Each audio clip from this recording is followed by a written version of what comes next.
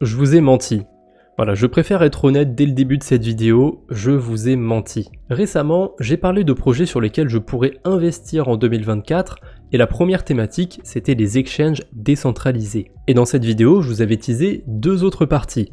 Le souci, c'est que j'avais pas fini encore de faire mes recherches et je me suis rendu compte que ça n'allait pas. J'ai quand même retenu des projets dans les deux catégories que je comptais aborder, mais du coup on va pas retrouver tout ça dans deux vidéos, je vous ai menti, on va retrouver tout ça en une seule vidéo. Et j'en profite, je vais faire comme sur la vidéo autour des DEX, je vais aussi vous parler un petit peu du portefeuille 2023, des changements que j'ai fait dessus, parce que j'ai fait pas mal de carabistouilles. Mais ça, on le verra dans un deuxième temps. N'hésitez pas à utiliser les chapitres de la vidéo d'ailleurs pour aller directement à la partie qui vous intéresse. Et on va commencer par les deux catégories de projets sur lesquels je pense investir en 2024. Et tant que j'y suis dans mon blabla, n'hésitez pas à liker la vidéo si elle vous plaît. On commence par les tokens autour des dividendes. C'est comme ça que je les appelle. C'est des tokens qu'on va pouvoir généralement staker sur un protocole et on va pouvoir récupérer une partie des frais qui sont générés par le protocole. Ou alors ça peut être un petit peu différemment. Je sais que du côté de Rollbit, on peut aller staker le token RLB et on récupère pas vraiment une partie des frais puisque les frais qui sont générés par Rollbit, il y en a une partie qui sert à burner, à retirer de la circulation des tokens RLB. Donc ça c'est assez intéressant.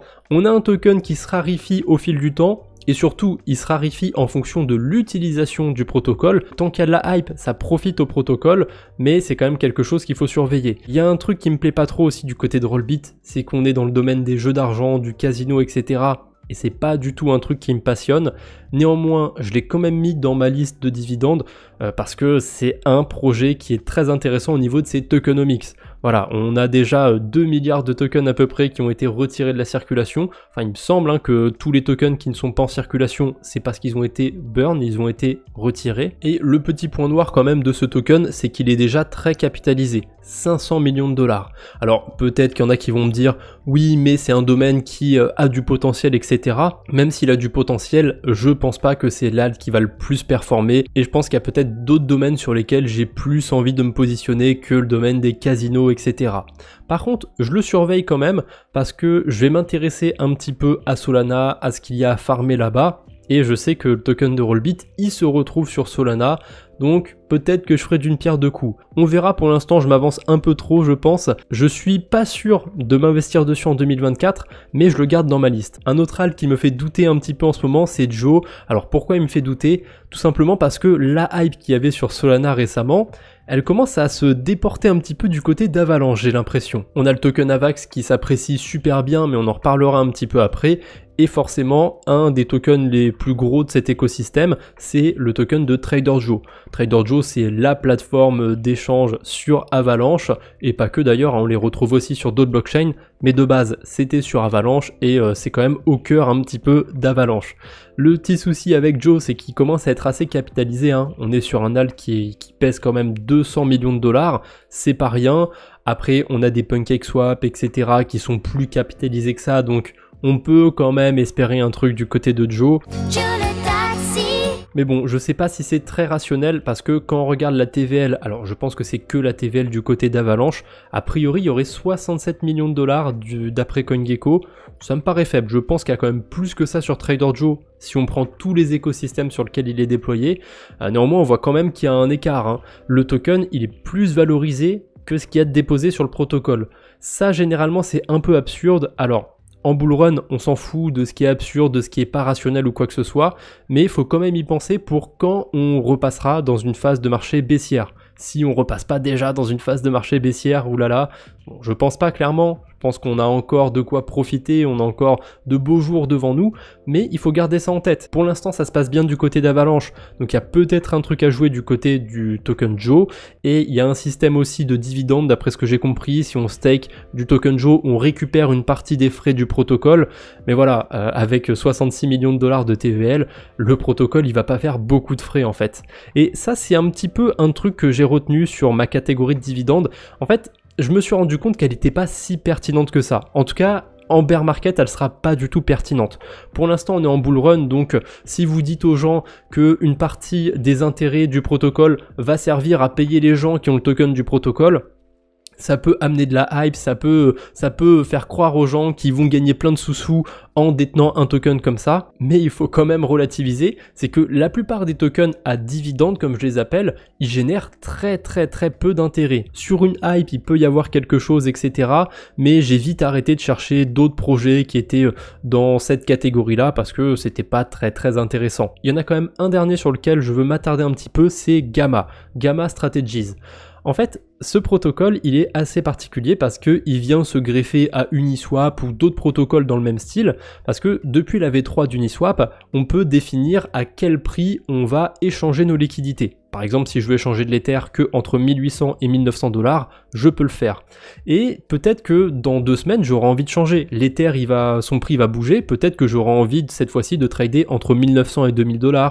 Peut-être que j'aurai envie de trader entre 1700 et 1800 $. Je peux avoir envie de bouger ça. Et le problème d'Uniswap, c'est que je dois le faire manuellement. Vous me voyez venir un petit peu, Gamma, ils ont une solution qui permet de remanier vos liquidités automatiquement. Et je pense que ce genre de protocole a vraiment du potentiel et c'est assez peu capitalisé. On a Gamma, c'est le principal protocole de ce domaine. On a Range aussi, et ce qui est intéressant sur Range, c'est que eux, ils n'ont pas encore de token. Donc ça, ce sera à surveiller s'ils lancent un token ou quoi.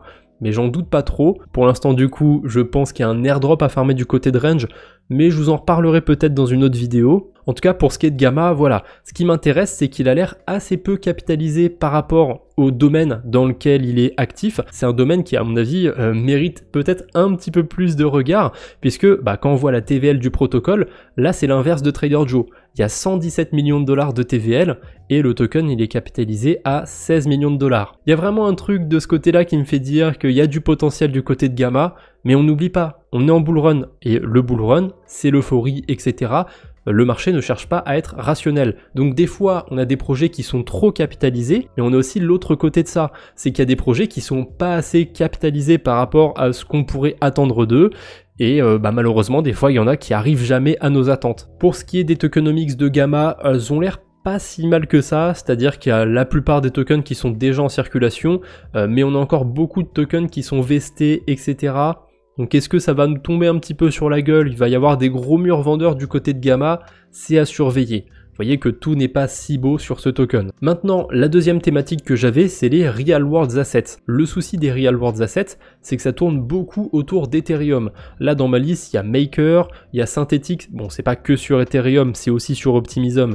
Mais ça compte quand même, on a Maple, on a Goldfinch, on a Centrifuge, ça c'est que des projets qui sont quasiment que sur Ethereum. Il n'y a que Synthetix qui est un peu sur Optimism, il y a Pendle qui est pas mal sur Arbitrum et il commence à être sur d'autres blockchains aussi, mais c'est aussi sur Ethereum. Et on a Avalanche. Alors pourquoi j'ai foutu Avalanche dans cette liste alors qu'à priori ça n'a rien à voir avec les Real World Assets? Il y a pas mal de projets qui se lancent dans ce domaine et qui ont l'air de choisir Avalanche pour faire ça. Alors c'est un petit peu contradictoire ce que je vous dis, parce que les cryptos du domaine elles sont toutes sur Ethereum, mais sur Avalanche il y a des projets de RWA. Ouais, c'est un peu ça pour l'instant. Du côté d'Avalanche, il y a des projets qui ont l'air de se construire, mais justement ils se construisent encore. On n'a pas de token ou quoi que ce soit. Je pense qu'il va y avoir des choses de ce côté-là, mais pour l'instant, c'est beaucoup autour d'Ethereum. Et bon, je vous fais pas trop un dessin, vous connaissez probablement les frais d'utilisation sur Ethereum. J'ai pas du tout envie d'utiliser Ether. J'ai pas un portefeuille à 7 ou 8 chiffres, donc on va se calmer. Après, vous pouvez me dire, oui, mais ces tokens, tu peux probablement les trouver sur des exchanges, etc. Et oui, je peux très bien les acheter sur des exchanges, mais ça va à l'encontre un petit peu de ma vision de ce que je fais sur cette chaîne YouTube. J'ai un contenu qui est autour de la DeFi, et ça m'embêterait un petit peu d'aller faire des choses justement sur la finance centralisée, alors que je fais du contenu principalement sur la DeFi.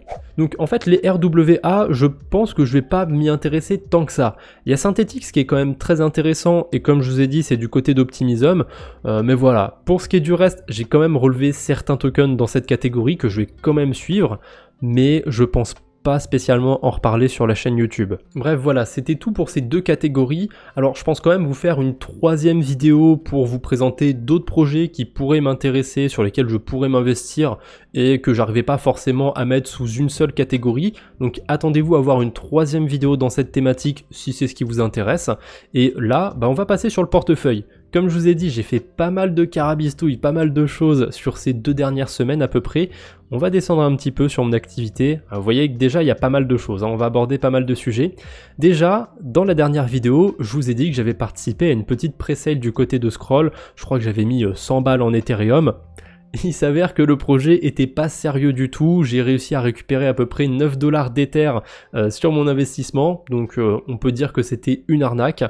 Bon, c'est pas grave, ça m'apprendra à être joueur, j'avais mal fait mes recherches. Si jamais vous voulez en savoir plus, j'ai fait une vidéo sur la chaîne secondaire, je vous la mettrai dans la description.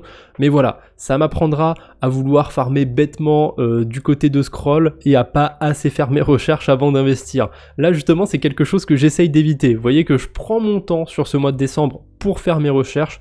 Comme ça, je partirai vraiment la tête reposée à partir de janvier 2024. On a quoi ensuite? J'ai fait des carabistouilles du côté d'Arbitrum, j'ai été délégué mes tokens ARB à Layer 3 pour tout simplement valider une quête sur Layer 3. Ensuite, qu'est-ce que j'ai fait? J'ai retiré des USDC d'Extra Finance. Voilà, je les avais déposés sur le protocole. Il y avait un rendement qui était pas trop mal, hein. Je crois que j'étais payé à plus de 10% APR. Et qu'est-ce que j'ai fait de ces 150 USDC? J'ai été les investir sur Aero. D'ailleurs, je vous spoil, j'ai déjà revendu ces tokens et je pense que j'ai mal fait de revendre mes tokens Aero. Je vais faire une petite parenthèse là-dessus, mais tout à l'heure, je vous disais que le token Gamma, il avait l'air un petit peu sous-valorisé par rapport au domaine dans lequel il est. Eh ben, je pense à peu près la même chose du côté d'Aerodrome. Déjà sur Aerodrome, si je dis pas de bêtises, il y a au moins 100 millions de TVL, c'est le plus gros protocole de la blockchain Base, et le token il est valorisé à 7 millions de dollars. Alors le token a de très mauvaises tokenomics, et comme il est récent, il est très inflationniste encore, néanmoins je le trouve assez peu capitalisé. J'ai la sensation que c'est pas le seul token de l'écosystème Base qui est un petit peu sous-évalué, parce qu'on a aussi le token de Zone Finance qui pèse que 5 millions de dollars. Alors vous allez me dire, oui, mais il n'y a pas 100 millions de TVL non plus sur Zone Finance, et vous auriez raison. Et puis le token, il est aussi du côté d'Optimism, c'est un peu plus compliqué. Il avait le souci aussi d'être assez inflationniste, mais a priori, le gros de l'inflation est derrière nous. Moi, je pense que le token aussi de Zone Finance est sous-évalué. Voilà, 5 millions de dollars, ça me paraît bizarre. En fait, je me suis rendu compte d'un truc, c'est que les gens spéculent surtout autour des shitcoins sur Base et pas autour des tokens de DeFi. Par exemple, on a le Toshi, alors il y en a d'autres aussi hein, du côté de la blockchain Base, mais il y a le Toshi qui est répertorié sur CoinGecko, et vous voyez qu'il a 30 millions de market cap. C'est quasiment, c'est même pas quasiment, c'est 4 fois la market cap d'Aerodrome. Pourtant, le token est bien moins utile que le token d'Aerodrome. On a aussi le token de Moonwell éventuellement qui est pas très capitalisé, le token de Vela au niveau des perpétuels. Je pense vraiment qu'il y a certains altcoins du côté de Base qui méritent d'être un peu plus capitalisés. Après, je reviens sur ce que j'ai dit tout à l'heure, c'est pas parce que je pense que tel truc mérite d'être plus capitalisé que du jour au lendemain, il va faire 1 x 2 parce que il l'est pas assez. Ça marche pas comme ça, c'est pas aussi facile. Mais vous allez voir, je vais quand même vous donner 2-3 éléments pour aller un peu plus loin dans ma théorie. J'ai cherché à comparer en fait d'autres écosystèmes et voir si les tokens de ces écosystèmes avaient l'air surévalués, sous-évalués. Et on commence par un exemple qui est incroyable, c'est la blockchain Chronos. La blockchain Chronos, mine de rien, elle est pas si petite que ça, hein. Si on va voir le top de TVL par blockchain, elle est quand même 11e, elle est juste derrière la blockchain Base. Mais il y a une grosse différence, c'est que quand on regarde les plus gros tokens de cet écosystème, donc on a VVS Finance, c'est pas exactement le même type de protocole, mais c'est comparable dans le sens où c'est la place principale pour échanger des cryptos. Et là, vous voyez qu'il y a 150 millions de market cap sur le token de VVS. Il est extrêmement capitalisé. Pourquoi? Parce que il était là en 2021, il a profité un petit peu de la hype qu'il y avait sur la DeFi, et du coup je pense qu'il y a de l'argent justement de cette DeFi 2021 qui est resté sur le projet. Néanmoins, ça reste qu'il est très surévalué maintenant, parce que je sais pas combien il y a de TVL sur VVS, mais ça m'a l'air très surévalué tout ça, hein. A priori, d'après CoinGecko, il y a 187 millions de TVL. Vous voyez qu'il y a un petit souci, c'est quasiment la même TVL que sur Aerodrome, et la market cap elle est 20 fois plus élevée. Attention, hein, je dis pas qu'Aerodrome va faire 1 x 20, clairement pas, les tokenomics sont trop mauvaises. Ensuite, si on descend, c'est pareil, le protocole de lending numéro 1 pour comparer à Zone Finance, c'est Tectonic, et il est valorisé à 50 millions de dollars. Le protocole de liquid staking numéro 1, 65 millions de dollars. Enfin, c'est quand même assez ouf, hein. Bien évidemment, si on continue, il y en a d'autres encore. Alors, c'est pas forcément des gros alts, mais on a Fero aussi, 9 millions de dollars, MM Finance, 5 millions de dollars. C'est des assez petits projets du côté de Chronos et on retrouve à peu près la même chose à chaque fois. Le token, il est plus capitalisé que l'argent qui est déposé sur le protocole. Vous voyez que j'ai mis une petite étoile, d'ailleurs, je les ai mis de côté. Il y a des trucs que je surveille quand même du côté de Chronos, mais je trouve que c'est un écosystème qui est très surévalué. Ensuite, j'ai continué de creuser, j'ai été voir Optimism un petit peu, j'ai cherché des alts qui étaient vraiment propres à Optimism. Bon, on a quand même le Synthetix qui est pas mal sur OP, mais il n'est pas que sur Optimism, donc je vais pas le prendre dans mon calcul. Alors si je dis pas de bêtises, Lyra Finance, c'est pas mal du côté d'Optimism, Quenta aussi. Là on est sur des projets qui sont valorisés à 101 millions, 78 millions, on a le token de Vélodrome aussi qui est un peu plus bas, voilà, il est là, il est valorisé à 24 millions de dollars, pareil, il a le même souci qu'Aérodrome, il est assez inflationniste, donc les tokenomics sont pas terribles du tout, mais je sens que la blockchain Optimism est déjà mieux évaluée que Base. Il y a vraiment un écart. Alors je vais pas vous faire toutes les blockchains que j'ai trouvées non plus. Là c'est quoi? Ça a l'air d'être Arbitrum, vu la gueule des alts. Vous retrouvez à peu près le même constat. Il y a plein d'alts qui ont l'air surévalués du côté d'Arbitrum. Après je prends vraiment que des projets qui sont propres à Arbitrum. Là j'ai Magic sous les yeux. Qu'est-ce que je pourrais voir d'autre? Pendle éventuellement parce que ça s'est lancé sur Arbitrum de base. Radiant bien évidemment. Là, vous voyez qu'on a des projets qui ont aisément 100 millions de market cap. Et allez, pour le fun, j'ai été voir un écosystème qui était très loin de Base, hein. Si on va sur le classement, je vais vous parler un petit peu d'Aptos. Et Aptos, c'est top 32 en termes de TVL. Hein. Il y a 79 millions de dollars sur la blockchain contre 367 millions pour Base. Et si on va voir un petit peu les cryptos de cet écosystème, bon déjà il n'y en a pas tant que ça, mais je pense au token de Tala, je pense à Bluemove aussi. On est sur des capitalisations qui sont pas mal hein, pour un écosystème qui est beaucoup plus petit que Base. Après, il y a moins d'alt que sur Base, donc ça joue peut-être un petit peu, mais quand même, le token de Tala, c'est un petit peu ce qu'on pourrait comparer à Aérodrome, il est plus capitalisé, ça me paraît fou. Je refais un point là-dessus parce que je veux être sûr que vous ne fassiez pas de bêtises. Encore une fois, le marché il cherche pas à être rationnel, peut-être que ce décalage, cette impression que des projets sont sous-évalués va rester et que Base va rester un petit peu dans l'ombre. Néanmoins, j'ai l'impression que la hype elle a l'air de tourner, un coup on est sur une blockchain, puis ensuite on passe à une autre, en ce moment on est du côté d'Avalanche, peut-être qu'un de ces quatre on va passer sur une hype du côté de la blockchain Base. Il y en a déjà eu une, peut-être que ça va revenir. Donc je cherche pas à FOMO, à aller tout de suite sur la blockchain Base, mais c'est clairement les projets que j'ai le plus sous mon radar en ce moment. Et je pense justement que la troisième partie des projets que je vous présenterai, il y aura beaucoup de tokens de la DeFi, parce qu'il y a des trucs qui sont clairement sous-évalués, d'autres qui sont surévalués, et j'ai envie d'en parler un peu plus dans une seule vidéo. Mais là, je me suis déjà pas mal attardé sur le sujet. Alors, qu'est-ce que j'ai fait ensuite sur le portefeuille 2023? J'y reviens un petit peu. J'avais été minter des NFT. D'ailleurs, ces NFT, je les ai mintés par rapport à un contenu que j'ai fait du côté de Twitter. J'ai commencé à faire tous les week-ends une petite routine de quelques airdrops qui m'intéressaient, que j'allais farmer. Je vous laisserai la dernière routine dans la description si ça vous intéresse, si ça peut vous donner des idées d'airdrops à aller farmer. Voilà, j'essaye de faire ça un peu tous les week-ends, donc n'hésitez pas aussi à me suivre du côté de Twitter. Après ça, je me suis rendu sur TimeSwap. J'avais vu que j'avais complètement oublié ma position du côté de Mental. Ça faisait une semaine ou deux que la position était arrivée à maturité, donc je ne générais plus d'intérêt. Et je me suis rendu compte d'une bonne surprise, c'est que j'avais des beaux intérêts. Si j'ai fait le calcul, c'était à peu près 100% d'intérêt si on extrapolait mes gains sur une année. Et pourquoi j'ai eu un rendement aussi élevé? En fait, il y a des gens qui ont oublié de rembourser leur emprunt. Il n'y a pas d'oracle sur TimeSwap, donc les gens qui empruntent, ils sont incités selon un certain prix à venir rembourser. Et là, ils auraient dû rembourser. C'était pas rentable pour eux de ne pas venir rembourser leur emprunt.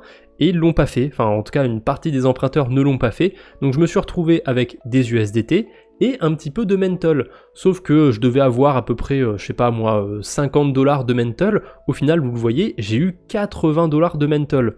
Donc j'étais plutôt content, j'ai récupéré un petit peu les USDT que je devais récupérer, et le reste, je l'ai laissé en token Mental, on sait jamais, si ça apprécie, si ça apprécie pas, peu importe, c'était des intérêts, et ça peut me servir aussi à payer les frais de transaction. Je crois que j'avais plus beaucoup de Mental, donc ça m'arrangeait bien de récupérer un petit peu de MNT. Ensuite, après avoir échangé mes Mental, j'ai redéposé les USDT que j'avais sur TimeSwap. Voilà, j'espère que cette fois-ci ça va me refaire le coup, qu'il y a des gens qui vont pas rembourser leur emprunt et que ça me soit favorable. On verra bien. Après, du côté de Scroll, j'avais un petit peu d'Ether qui était déposé sur XY Finance. J'ai décidé de tout retirer de Scroll et d'envoyer ça sur la blockchain Base. J'en avais même fait un tweet carrément, c'est une strat à base de prêt et d'emprunt. Alors au début, je pensais pouvoir faire cette strat avec le RETH, mais en fait ça marchait pas, donc j'ai échangé mes RETH en CBETH, et là j'ai pu faire la strat. En fait ça consiste tout simplement à déposer du CBETH sur Moonwell, ensuite emprunter du CB Ethereum et le redéposer. En fait, il y a des intérêts bonus quand on dépose du CB Ethereum, donc je fais une boucle avec du CB Ethereum pour gagner plus d'intérêts bonus. Heureusement, le CB Ethereum ne coûte pas cher à emprunter, donc cette boucle est assez intéressante. Je crois que j'avais fait le calcul et ça me donne quelque chose comme 10% de rendement parce que ça a descendu un petit peu. Ensuite, qu'est-ce que j'avais fait? Ah, ça c'est le fameux live que j'ai fait sur la blockchain Sui. J'ai fait un condensé de ce live sur la chaîne secondaire si ça vous intéresse. J'ai retiré 600 USDC d'Extra Finance. En fait, c'est tout ce qui me restait sur Extra Finance parce que je voulais mettre ces USDC sur la blockchain Sui. J'ai acheté un petit peu de Sui au passage, quelque chose comme 40 ou 50 $, vraiment un petit peu de Sui histoire de, ça peut me servir sur l'écosystème, et la plupart des USDC, je les ai déposés sur un seul protocole sur la blockchain Sui. Va falloir que j'aille changer ça un petit peu, que j'aille me mettre sur d'autres protocoles. En tout cas, pour l'instant, mes USDC, ils sont stakés sur ApeX, c'est un équivalent de GMX, on peut retrouver une pool de liquidité, et cette pool de liquidité, elle est très intéressante parce qu'elle donne de gros rendements, 67%, et il n'y a pas de token bloqué ou quoi que ce soit. En fait, je suis payé quasiment que en Sui là-dessus, donc c'est assez intéressant. Vous voyez que j'ai déjà 10 tokens que je peux réclamer, mais il y a quand même un petit hic par rapport à ce protocole, c'est que je suis un peu exposé au Sui. Mais c'est vraiment un peu, en fait, il y a 10% de Sui sur la pool et 90% de stablecoin. Ça veut dire que si le Sui il baisse de 10%, je vais perdre seulement 1% sur la pool de liquidité. S'il baisse de 50%, je vais perdre seulement 5%. Et en ce moment, il a plutôt tendance à être stable, voire à monter un petit peu en termes de prix. Donc c'est littéralement une pool de quasi stablecoin avec 67% d'intérêt dessus. Voilà, vous comprenez un petit peu pourquoi ça m'a intéressé d'aller m'exposer à cette pool de liquidité. D'ailleurs, pendant mon aventure sur la blockchain Sui, j'ai vu qu'il me restait un petit peu de Bitcoin sur Polygon et ils servaient à rien. Du coup, j'ai été les déposer sur AAVV3. Ça m'a permis de valider une petite quête sur Layer 3 d'ailleurs. Et c'est à peu près tout ce que j'ai fait. Là, j'ai revendu les aéros il y a pas longtemps, je vous en avais parlé tout à l'heure. Et là, j'ai fait plein de transactions autour de Merkly, tout simplement parce que j'ai été faire une vidéo sur la chaîne secondaire où je farme un petit peu l'airdrop de Wormhole. Et du coup, j'avais utilisé le portefeuille 2023 pour faire mes transactions. Voilà, vous voyez que j'ai fait pas mal de carabistouilles, hein, du côté de la Binance Smart Chain, du côté de Celo, du côté de Clay, du côté de Polygon. J'ai essayé d'aller un petit peu partout. Voilà, c'est tout pour aujourd'hui. J'espère que la vidéo vous a plu. N'hésitez pas à me dire ce que vous en pensez en commentaire. On se retrouve bientôt, j'espère. D'ici là, portez-vous bien. Salut tout le monde!